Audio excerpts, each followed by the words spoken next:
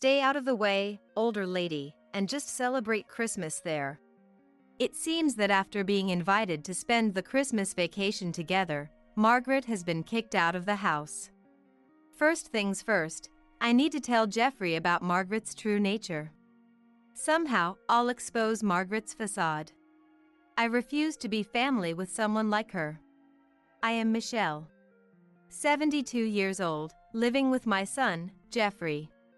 That's because Jeffrey is nearing 40, still single, and my husband passed away 3 years ago.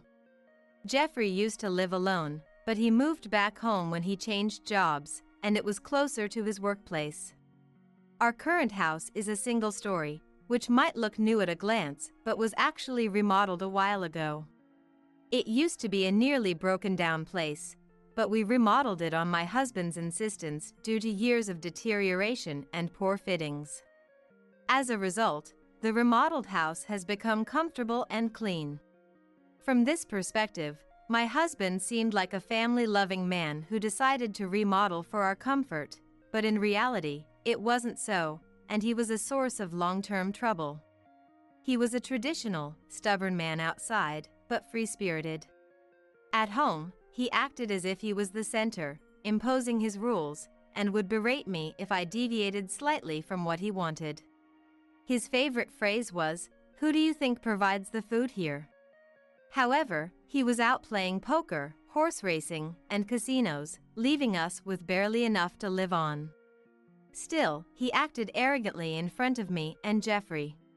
He would cancel family outings for poker or miss school events, not just once or twice.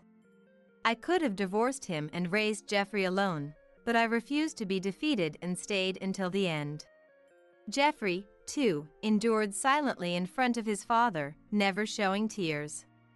My husband left us with a small inheritance, this remodeled house, and, most importantly, my dear Jeffrey, when he passed away from illness. For me, having my beloved son means I'm not lonely. Jeffrey, unlike his father, has always been kind from a young age. He's selflessly caring and can't ignore someone in trouble, but he's also self-sacrificing, hesitant to express his opinions, and tends to be swayed by others. I'll never be like my father.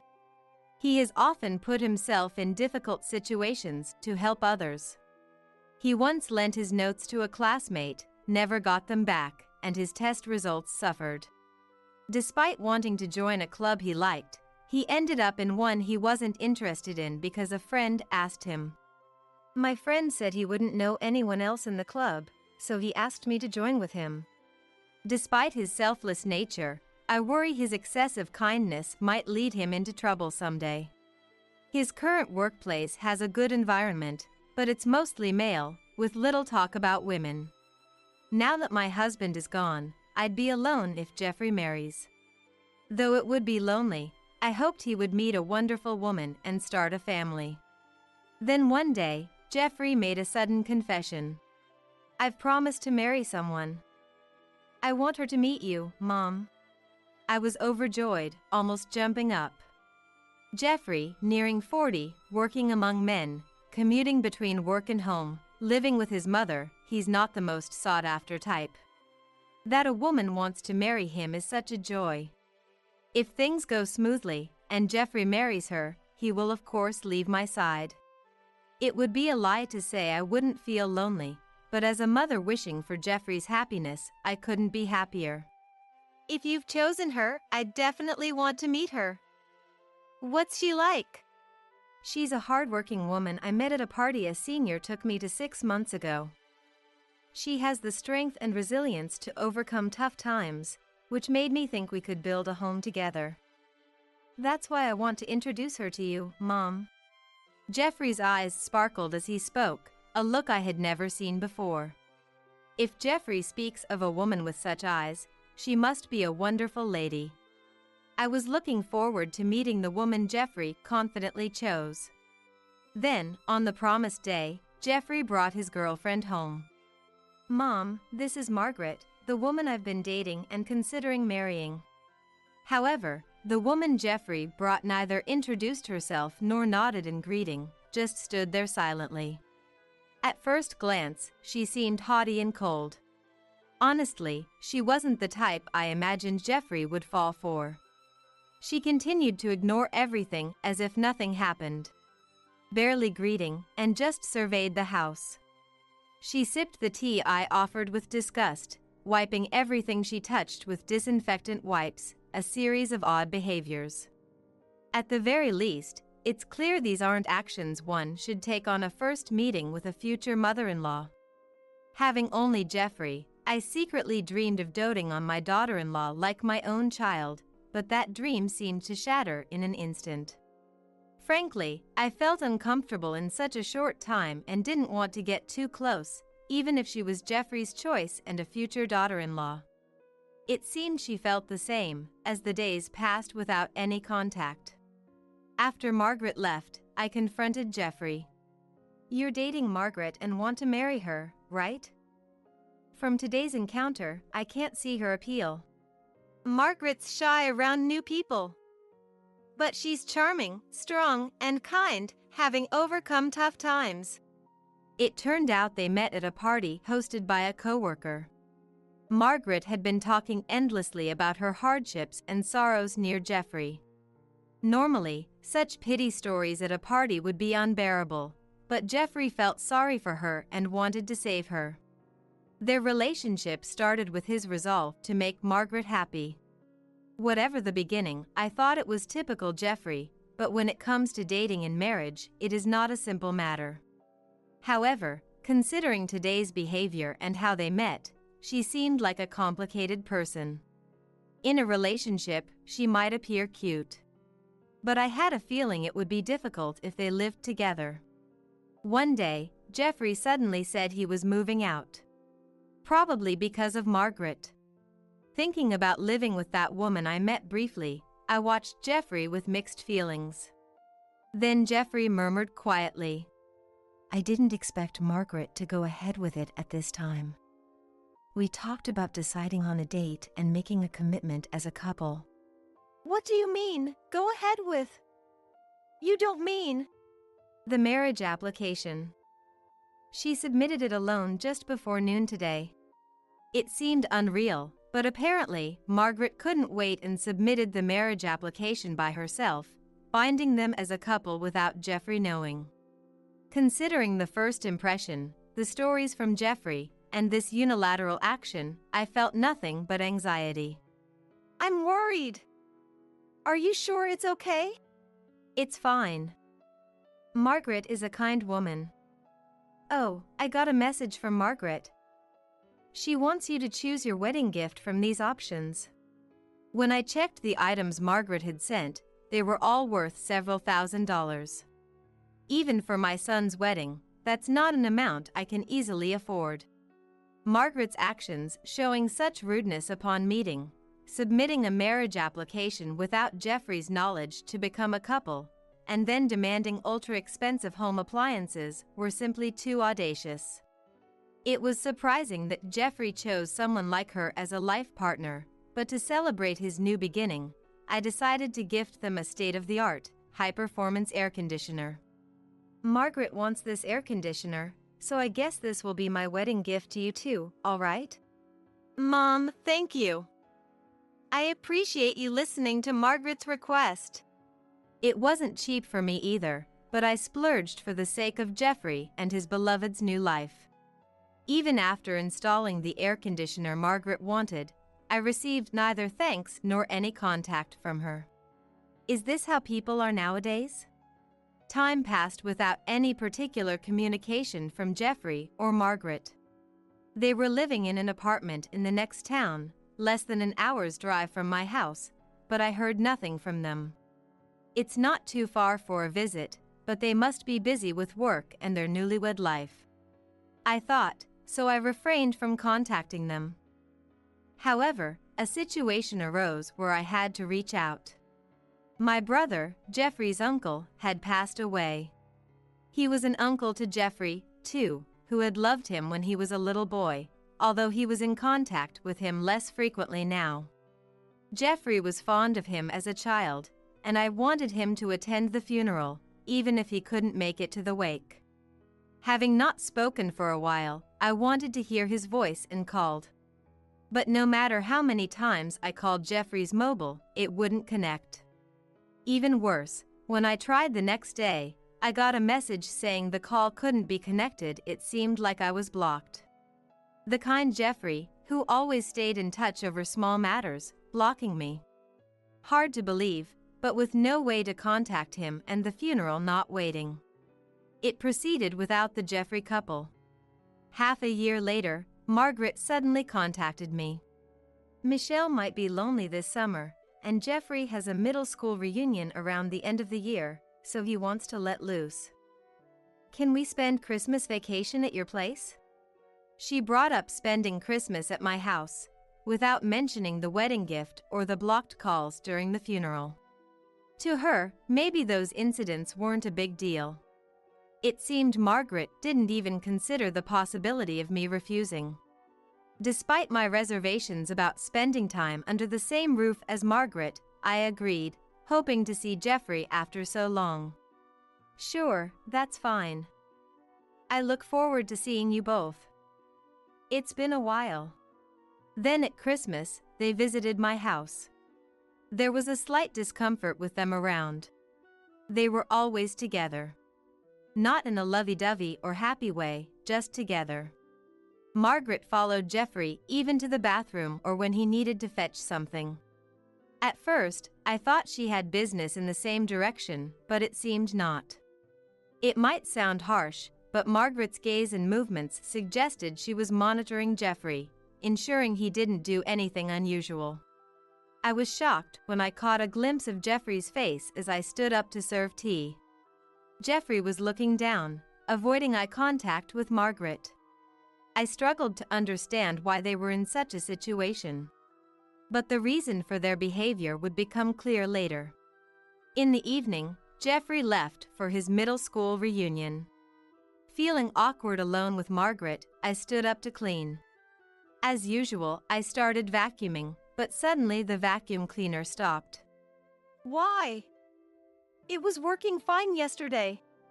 At that moment, with a loud bang and a strong impact, I found myself knocked over. In the moment, I couldn't grasp what was happening, but I was kicked out into the garden along with the vacuum cleaner. Luckily, I was wearing thick socks, but with the snow outside, I'd freeze if I stayed there. Who would do this? A suspicious person? A burglar? As I tried to get up, I saw it was Margaret who had thrown out the vacuum cleaner and me. Older lady, celebrating Christmas out here suits you. What? Wait, Margaret, do you realize what you're doing? Shut up, older lady. I'm looking forward to fun times while he's gone. It'll be a great night without you in the way, so don't interfere. Saying that, Margaret started making a phone call to someone. Apparently a man, judging by the name she called. Her flirting voice and the way she spoke suggested she was planning to meet a lover in this house. Indeed, the house was newly remodeled and minimalistic, thanks to me, but who would think to use their mother-in-law's house, where their husband grew up, to cheat? Margaret, it seemed, was the type to kick out her mother-in-law and bring her lover over, taking advantage of Jeffrey's absence. Margaret is the kind of person who would take advantage of her husband going to a reunion and kick me, her mother-in-law, out of the way because I was in the way and kick me into the snowy yard. Well, I had a plan too. I put on an old pair of shoes and a jacket from the shed and decided to fight back. Firstly, I doubted Jeffrey knew about the affair. Even Jeffrey, who is kindness personified, would surely react if he knew his beloved wife was cheating on him. I needed to contact Jeffrey immediately and have him witness the affair about to happen in this house. But since my calls were blocked on Jeffrey's mobile, I needed a different approach. That's when I thought of Jeffrey's childhood friend. They had been close through college and often dined together even after graduating. The friend ran a delicatessen inherited from their parents in the local shopping district. I headed there, desperately hoping for some information. At the delicatessen, I found his parents, who said he might be at a reunion at a pub in the same shopping district. I rushed to the pub, and luckily, I headed to the pub with the anecdote that it was a small pub and that Jeffrey would be easily recognizable if he was there. I caught Jeffrey returning from a convenience store. Good timing. Margaret kicked me out of the house. She's planning to spend time with some man there. I heard her talking on the phone. Do you know anything about this? What? Margaret cheating? No way! Jeffrey immediately left the reunion and headed to my house. I wanted to go too, but he said it was too dangerous since we didn't know who the man was and asked me to stay away. I hid in a nearby business hotel, leaving the matter between Jeffrey and his wife to him. The next day, when I returned home, I found Margaret beaten up in the garden, naked. Older lady, don't you care to help your daughter-in-law? I can't even get into the house. How did you raise your son? I couldn't believe the gentle Jeffrey would beat his wife to such an extent and leave her in the garden. Entering the house, I found Jeffrey drinking coffee. Margaret is naked in the garden. What happened? I don't know. She was arguing with her lover last night, so maybe that's it? She's going to be nothing to me now, so it's not my business. While I took refuge in the business hotel, Jeffrey had confronted Margaret and her lover at the scene of their affair.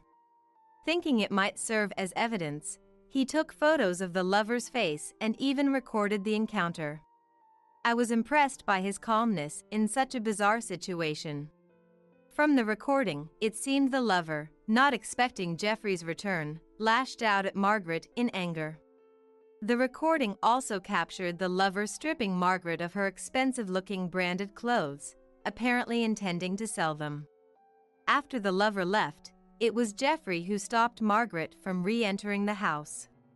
I think you understand from the recording, Margaret isn't repentant.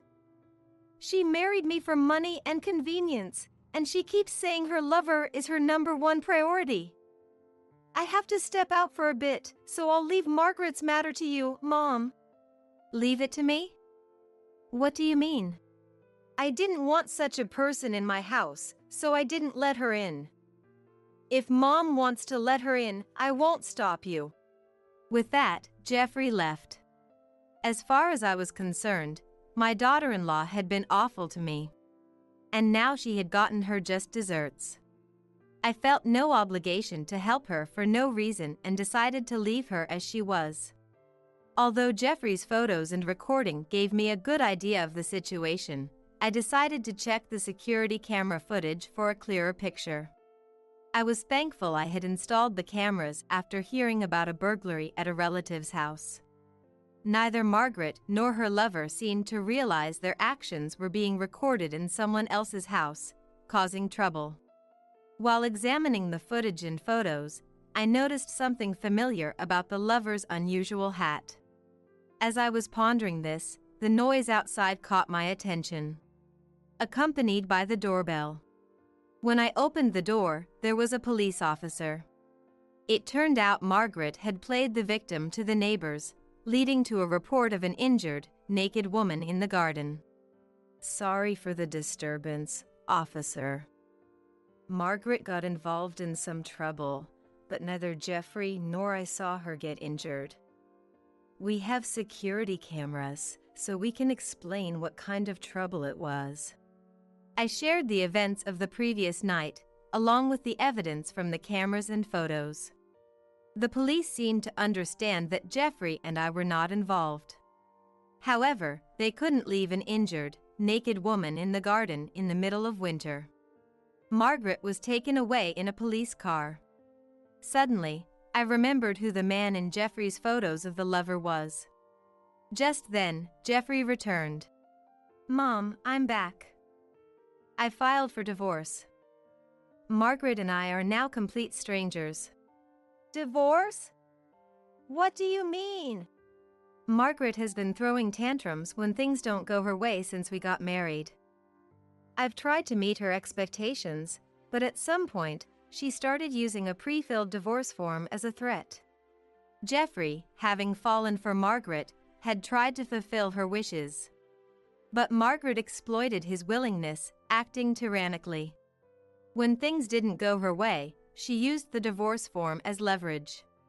Hearing this, I was at a loss for words. But then I remembered something and shared it with Jeffrey, who suddenly stood up with an idea, leading me to the police station where Margaret was being temporarily held. "Waited for you, Jeffrey.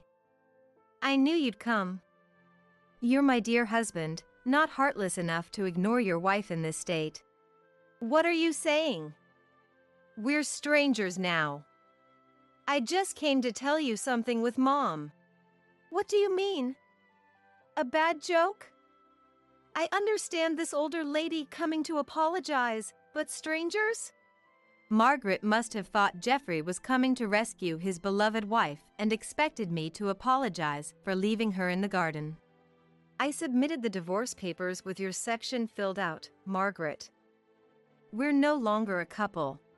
What? What are you doing, Jeffrey?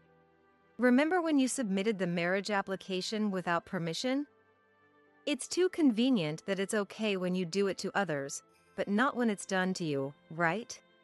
Margaret was speechless at Jeffrey's logical argument, but I had something to say too.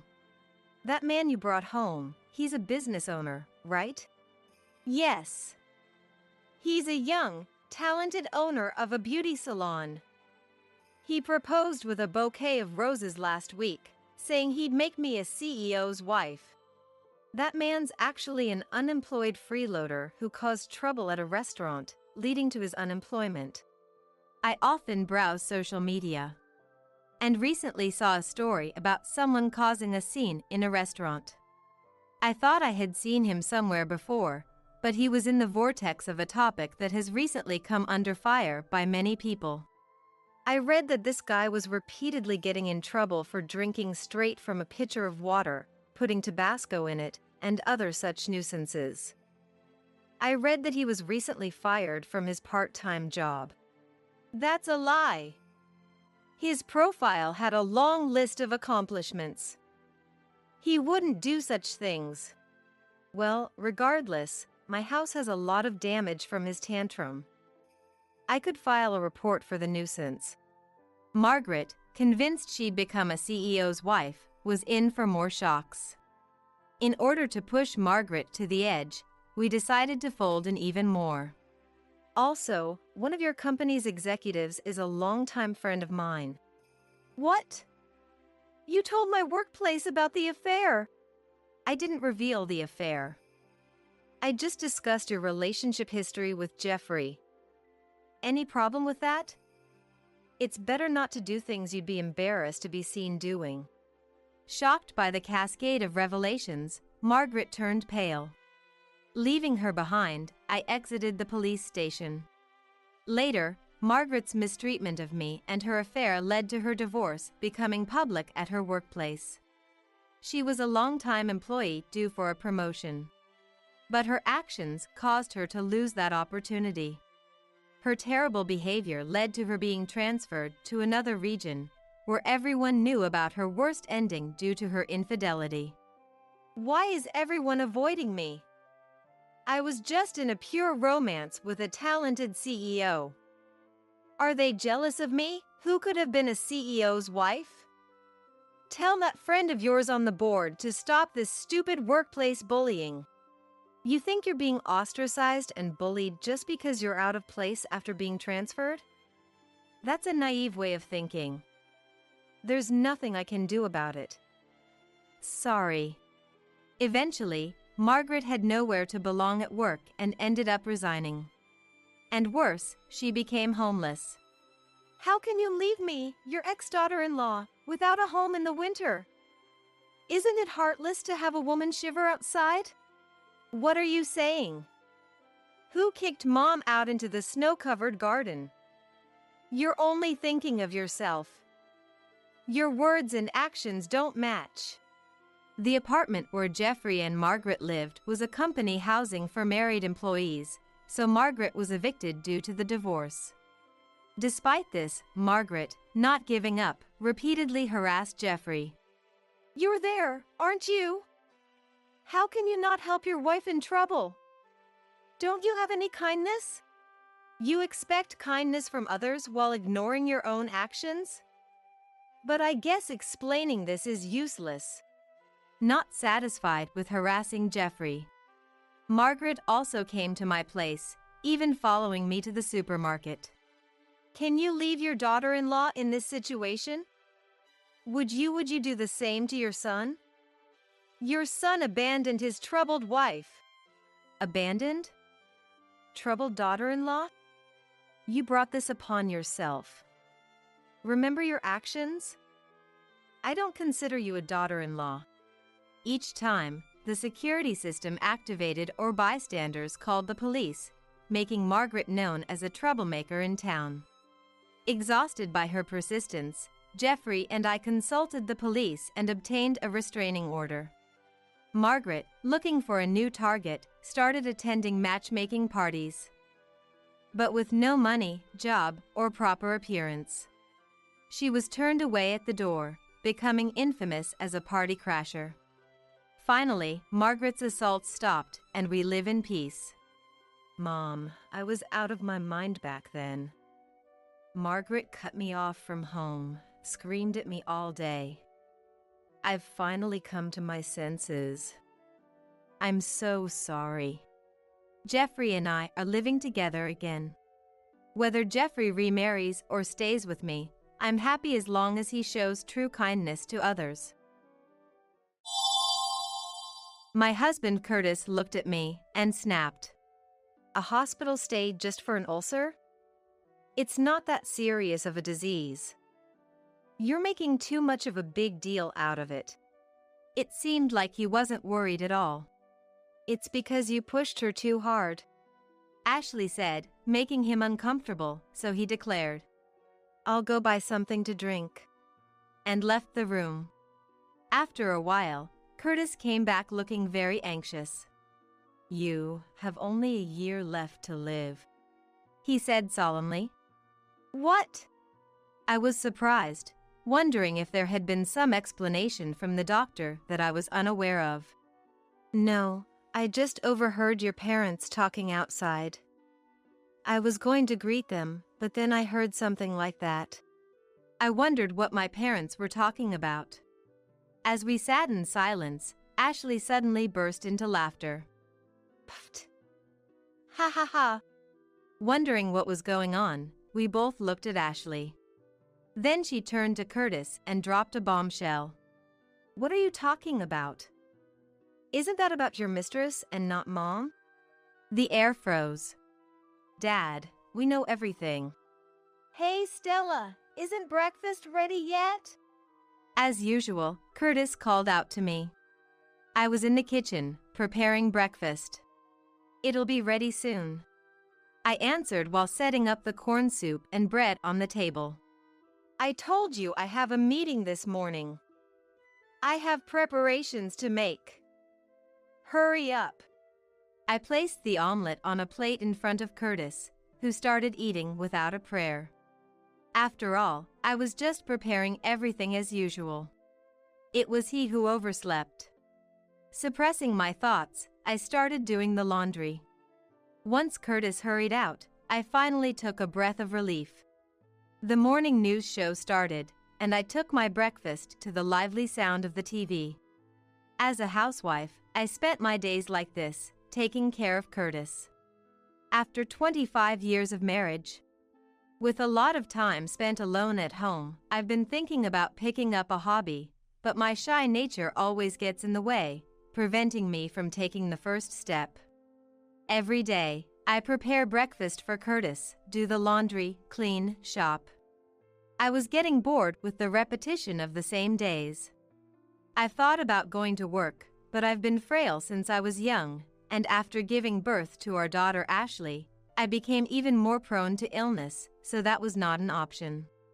Will my life just end without anything changing? As I was thinking this, the doorbell rang. The sound of the front door unlocking was heard, and Ashley entered. "Mom, are you here?" she said, opening the door to the living room. "Welcome back." Ashley sometimes comes back like this to check on me. When I'm not feeling well, she even helps with the housework. She's such a capable daughter. How are you feeling? "I've been doing quite well recently." Ashley looked relieved to see my face, smiling gently. "That's good to hear. Then, how about we go out for lunch? You must be bored, right?" she suggested. We went to a restaurant near where Ashley works and talked about her recent life over the meal. These moments were a happy time for me, and also a break from the monotony of my daily life. After finishing our grocery shopping for dinner and returning home, Ashley set down the bags she was carrying and quickly went back to her own place. When I asked if she didn't want to see Curtis, "Dad's probably fine," she simply replied. Indeed, Curtis, at 48, still looked young for his age. He would work out at the gym after work, and lately, he even started caring about his looks, keeping his body fit and his skin lively. He always had high self-esteem, saying, "I don't want to become someone who gives up just because they're getting older." Compared to Curtis, I feel like an old woman, overshadowed by him and treated coldly. After Ashley left, a flyer on the table caught my eye. It was something that had been put in the mailbox. The flyer featured a beautiful woman. It seemed to be for a yoga class being held nearby, taught by an active model, offering reasonable prices for people of all ages. I wonder if I could manage yoga, given my frail health. But I found myself making excuses and tucked the flyer away between the pages of a newspaper. Looking at the clock, it was almost 5 p.m. I must start preparing dinner soon. If Curtis comes home and dinner isn't ready, he'll yell at me again. Since he was in a bad mood from the morning, I planned to make his favorite dishes. And so, I found myself preparing dinner for Curtis again, as usual. Around 7 p.m., Curtis came home. I immediately started preparing the shower. Curtis prefers to shower before dinner. While waiting for the shower to be ready, Curtis was drinking a can of beer and reading the newspaper in the living room. "Wow! Isn't she a beauty?" I was startled by his sudden outburst, only to realize he was looking at the yoga class flyer I had tucked in. Huh. A model and yoga instructor, huh. It's close to our house too.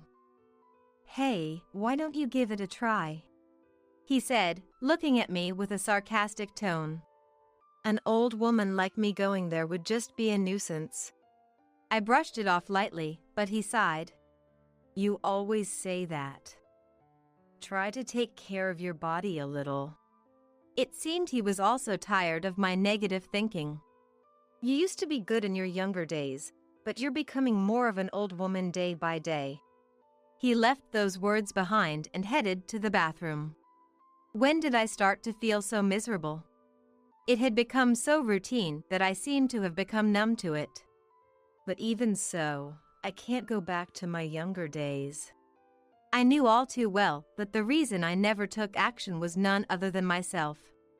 Envious of the radiant smile of the woman on the yoga class flyer, I felt like I was living in a world far removed from blaming someone or something else. On his next day off, Curtis left with the yoga class flyer. "Are men allowed to go there too?" It was a class held at a young woman's home. Wondering if that was really okay, I asked. "It says here people of all ages and genders. So it should be fine. I'm just going to observe. If it's not okay, I'll come right back." He left the house cheerfully, leaving me behind. I wish he had taken me with him. Even though I had chosen not to go, I found myself blaming others again. Fed up with myself, I decided to go for a walk for a change of scenery. I wondered if I could catch a glimpse of what the yoga class was like, even if from outside. It was a sunny Saturday afternoon, perfect for a walk. I walked at my own pace. Eventually, I reached the neighboring town where the yoga class was. I didn't remember the address from the flyer, but I had a rough map in my head. And so, I walked looking for the yoga studio sign. Yoga. Yoga. Then I realized there were no signs for a yoga studio around here. I can't tell where it is. Just as I was about to give up and go back, I heard a familiar laugh. Turning the corner towards the sound, I saw a man and a woman I recognized, sitting at a garden table, enjoying tea. It was unmistakable. Curtis and the yoga class instructor. Not wanting Curtis to notice me, I couldn't hear what they were talking about, but they seemed to be having a great time. Despite being my husband, I was impressed that he didn't seem out of place even next to a young woman. Suddenly, I felt miserably shabby and pathetic. Unable to stay still, I quickly returned the way I came. Why do I always end up like this? All the way home, I kept blaming myself. It wasn't just about my deteriorated appearance. Above all, I needed to do something about this self-deprecating personality. I resolved to change. In the evening, as I was preparing dinner, Curtis came home in a particularly good mood. How was the yoga class? My heart raced, wondering if he knew I had seen him having a good time. Yeah, it was fun. The teacher was around Ashley's age, but she had proper qualifications as an instructor and seemed very competent. So she was that young. I wondered what kind of conversations they had, what made them enjoy their time so much. I became a bit curious. Maybe I should try yoga too. I murmured to myself then. No, that would be impossible for you. Curtis looked me up and down exaggeratedly before laughing. There were a few others there, but none like an old woman like you. You'd just embarrass yourself. Hearing that, I got angry. I was jealous of the yoga instructor, but I had been trying to think more positively. Seeing my expression, "If you're so angry, you should have done something about it sooner," he said dismissively before disappearing into the bathroom. I thought about attending on a weekday when Curtis wouldn't know, but I was sure they'd identify us as a couple based on our last name or address.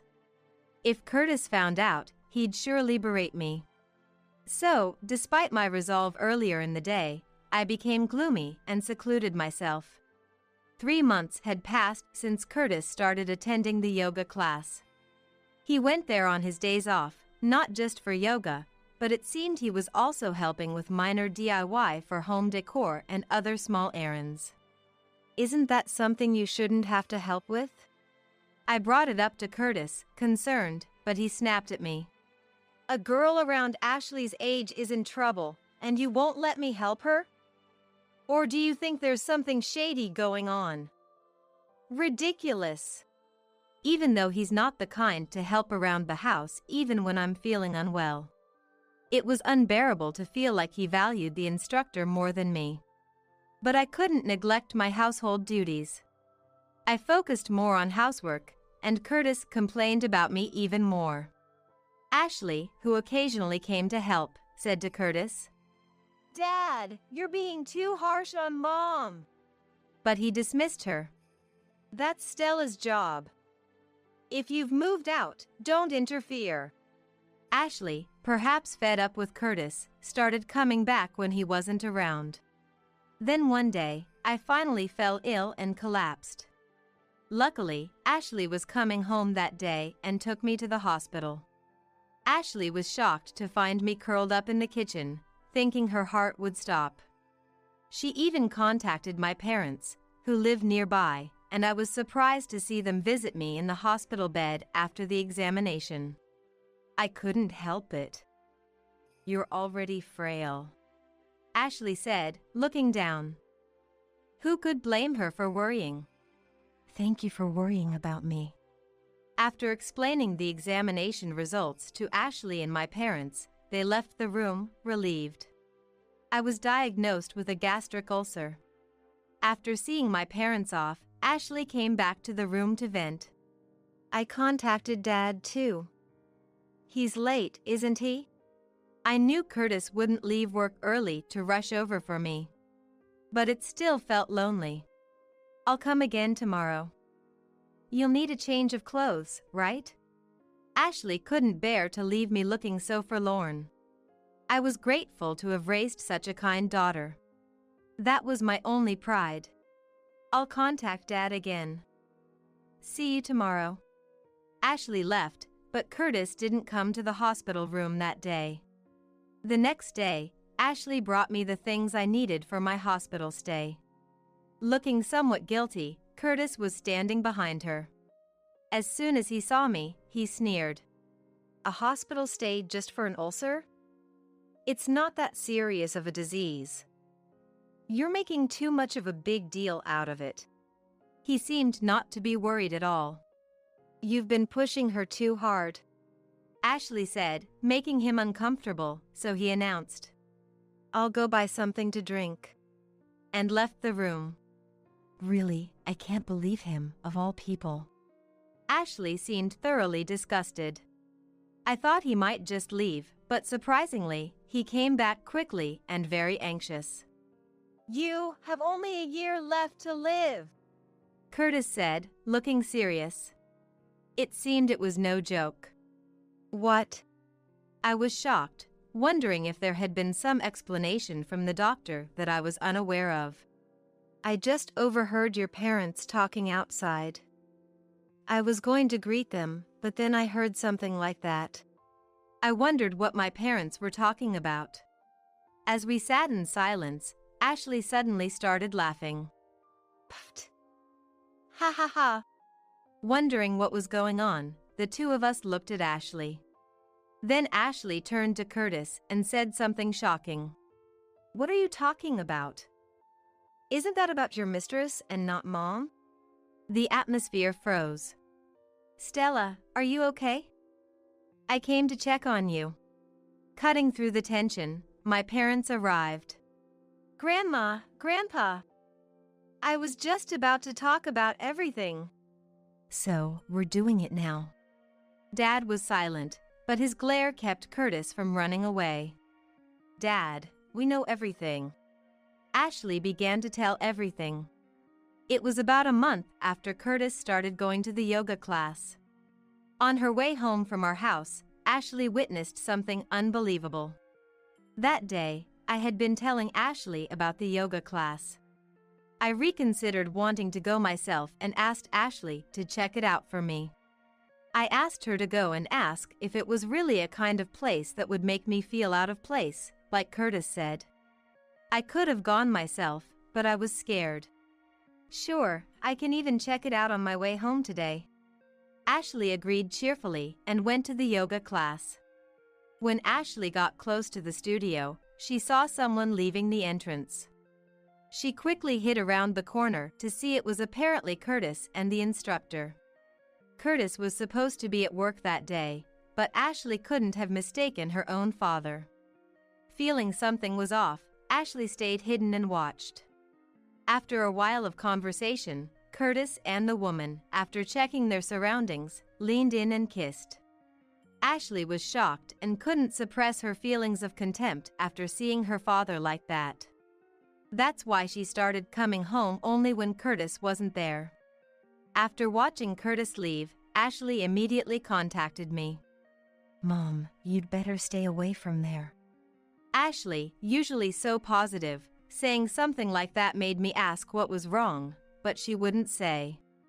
I just feel like you and that instructor wouldn't get along. Looking back, it must have been Ashley's kindness trying not to alarm me.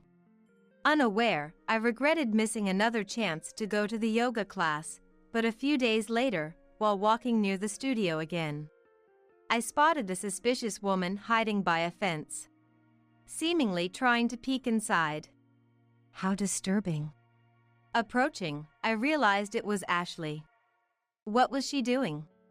She hadn't noticed me approaching.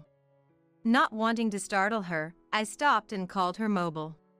hoping it was someone else, but knowing it was Ashley. My wish shattered when she noticed the call from me and walked away from the studio to answer. Hello, Ashley? What are you doing there? I asked, sighing. Surprised, Ashley looked around and saw me. And when she saw me in the distance, I'm coming over. She ended the call and hurried to me. I thought there was some suspicious person. Seeing my disapproving face, she looked awkward. So, what were you doing? Staring back at me, she said. We'll stand out here. Let's talk somewhere else. Deciding something, she began walking. We can go to our house since Curtis won't be back yet. Feeling the seriousness, we headed home. Upon arriving home, I made some tea. After taking a moment to relax, I once again asked Ashley. So, what were you doing there? That's the yoga studio Curtis attends, right? I had previously asked her to scout the place for me, to see what the atmosphere was like, but I thought that matter had been resolved then. Look, before I say anything else, I want you to know that I'm always on your side, no matter what. Starting with that, Ashley told me everything she had seen. On the day she went to observe the yoga studio, she saw Curtis and the instructor coming out looking cozy. They talked intimately and kissed after checking their surroundings. She had been hesitant to tell me, carrying the burden alone to avoid hurting me. I wanted to believe in Dad, too, Ashley said, sipping her tea.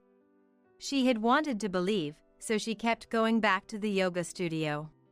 But contrary to her hopes, Curtis was frequently there, getting along well with the instructor. I was thinking, if I could somehow catch them in the act. If she had proof, she could confront Curtis. She thought by having something over him, she could make him stop treating me badly. I could have been reported for stalking. Discovering her there helped Ashley regain her composure.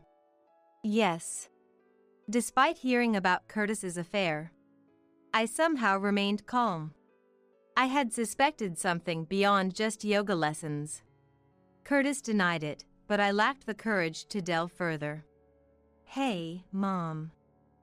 Are we just going to leave things as they are? Ashley looked at me worriedly. If you're up for it, I'm willing to help. I immediately understood what she was hinting at. You're asking if I'm considering divorce? Ashley just nodded without saying a word. What do I want? I asked myself. Honestly, even if I decided to divorce, I wasn't sure I could make it on my own. Having been a housewife all this time, could I really find work? Plus, there were my health concerns. Ashley offered her support, but I couldn't always depend on her.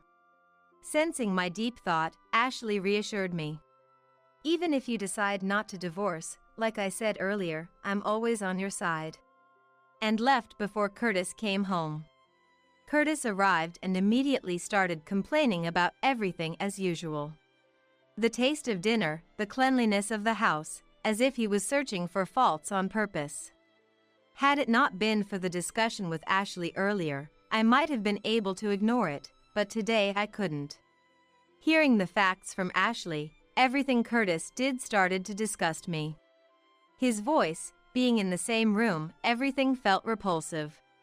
That night, after Curtis had gone to sleep, I decided to check his mobile phone in a desperate search for evidence.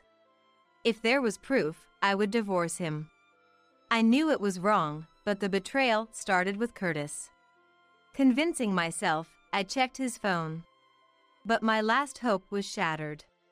Texts and photos with the instructor, undeniable evidence of his affair, were there. Quietly closing the phone, I went to the living room and lay down on the sofa. I couldn't bear to sleep in the same room. I'll contact Ashley first thing tomorrow. And that's how our plan began. Ashley and I decided to inform my parents first.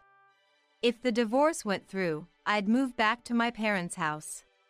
So, it was necessary to explain the situation. Hearing this, my parents were furious. After discussing it as a group, we decided to act at the moment that would make the yoga instructor the happiest. During her surveillance, Ashley found out the instructor apparently had another man. I'll attend the yoga class and gather information. Saying that, Ashley started attending the yoga class and got closer to Curtis's mistress, Hilda. It turned out, just as Ashley had guessed, Hilda was engaged and planning to get married in a year. We'll target that time to demand alimony in the divorce trial. Ashley was oddly enthusiastic, but I felt heavy-hearted. I was anxious about whether I could let Curtis be free for so long and act as if everything was normal. Even now, just living in the same house made me feel sick. My anxiety and the stress of living with Curtis culminated in me developing a gastric ulcer. After telling me all that had happened, honestly, I didn't realize you were under so much stress. I'm sorry, Ashley said. When I was taken to the hospital, she discussed with my parents and decided to change the plan to immediate divorce and claim alimony.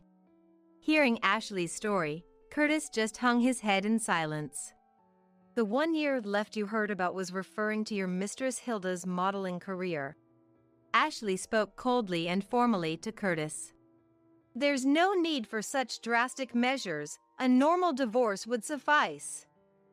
Don't destroy someone's happiness like that.